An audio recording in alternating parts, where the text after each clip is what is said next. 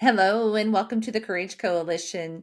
Today, we are going to do part three of the foundations of financial awareness, financial alignment, financial coaching. And today, we're going to talk about the evidence. In my last episode, I brought up the word collecting evidence and how it's such a beautiful way to see actually how we are spending and how we are saving and earning. The thing is that the proof we tend to ignore. We ignore the patterns we repeat and we forget to celebrate the wins. And so, when I'm talking about collecting evidence, it's not only about what we're doing currently, but remembering what we've done.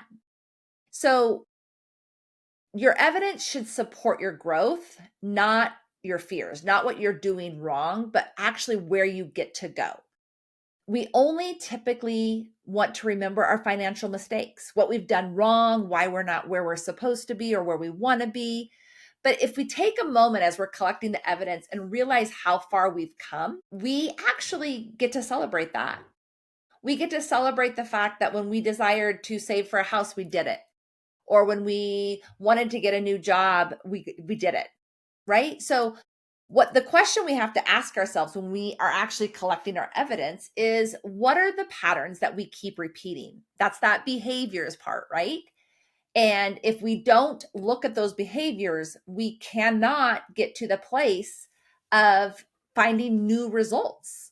And I have to believe the whole reason you're here is because you're looking for a different result. You're not looking for the same thing you've always done. So when we go back and collect our evidence, we do the hard work.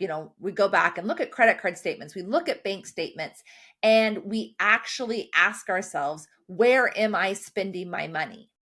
Do I have an opportunity to earn more money to maybe save for those core values, or maybe earn more money to pay off debt so I have more to save, or pay for retirement, the security as we get older? There's always an opportunity to change what is. Now, I'm not going to say it's going to be easy, because it's not. It's going to be hard. Anytime we make any change, it's hard. And sometimes we have to double down and work harder to get to that next level. We have to go through the uncomfortable. And we can talk about this in every foundation of your life. Today, we're just doing it in finances. So when I break down the evidence that we collect, one, if there's a cash flow problem, that's the first thing we have to dissect. Why is there a cash flow problem? Can that change? Can you earn more? Is it because your accounts receivables aren't being collected? There's a whole variety of reasons our cash flow can be a problem, but we have to pull it apart and ask the questions and make ourselves accountable and make systems in place to change that. When we're talking about business, if accounts receivables are not being collected, then there needs to be a system in place to be sending out invoices and getting those collected in a timely fashion. So when you are in, let's say, your personal finances, the income coming in, are you doing work for free? Are you giving away too much of your time that you could be focusing on gaining new clients? Is there an opportunity for you to be earning more money for a period of time to get to that next level? So then we move into our expenses, how we actually spend our money, and we collect that evidence, because almost 100% of the time, any person that I'm working with is shocked by how they spend their money. They had no idea that they spent so much on extracurricular activities. They had no idea they spent so much stopping at the convenience store during those extracurricular activities. They had no idea that eating out as often as they did was costing them what it was costing them. They had no idea. We could go on, because it's so easy in our current culture. We use a lot of credit, we don't use a lot of cash. And so there's no accountability until you get the bill and realize, oh my gosh, what has happened? In businesses, the subscriptions that aren't being used or could be decreased in you use them, but you just don't use them to the level you're paying for. It could be in things like interest or penalties because taxes aren't being paid on time. It could be on things like let's see here. I'm trying to think of something else really quick. Maybe it's, oh, office supplies. And you could re-look at where you're getting them and what you're and where what you're paying for them, right? There's always these opportunities to evaluate how you're spending money and decrease it if it's not something that aligns with you. Now, if these expenses are a part of your values, then that's okay. You just have to account for them. You have to make them a part of your plan. And so the number that you're finding is knowledge to put into that budget. If you're spending $700 a month on eating out and that freedom, that is a part of your adventure, or maybe it's a part of your freedom, if freedom is one of the words that you come up with, then you just make it a line item. I'm not saying you can't or don't need to do that. It comes down to what you have identified as your core values and what aligns with that. Not because it's easy, but because truly, like, I would rather spend $700 a month in eating out than I would ever want to travel anywhere in the world. Okay, then great. Make it a line item. Data isn't or shouldn't be cold.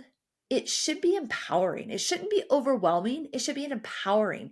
The numbers that are in front of you, the data, the evidence that you collect, whether that's in your business or at home, is the way you get to have the choice to choose what aligns with you. If that's choosing something different, great. If that's choosing the exact same thing, great. But at least you know how and where your money is going.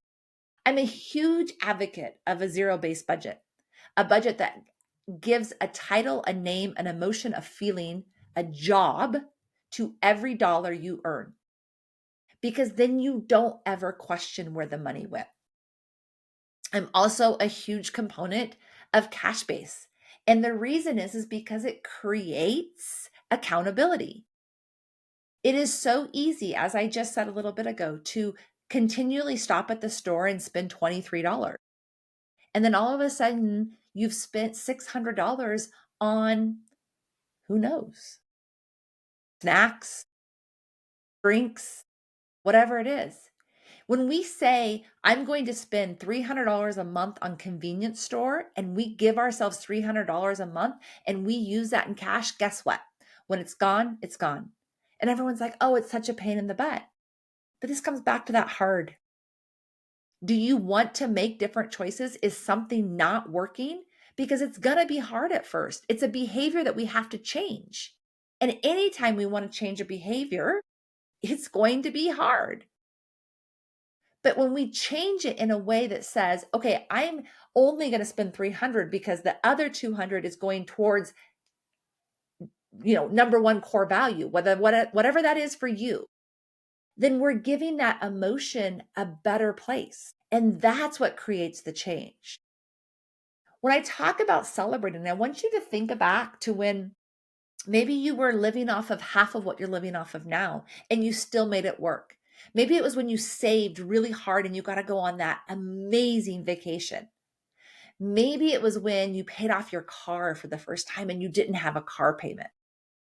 These are celebrations. These are the evidence we also want to look at, because it reminds you of what your possibilities are and what you can do. Because it's not only about what is not working, but about what is working.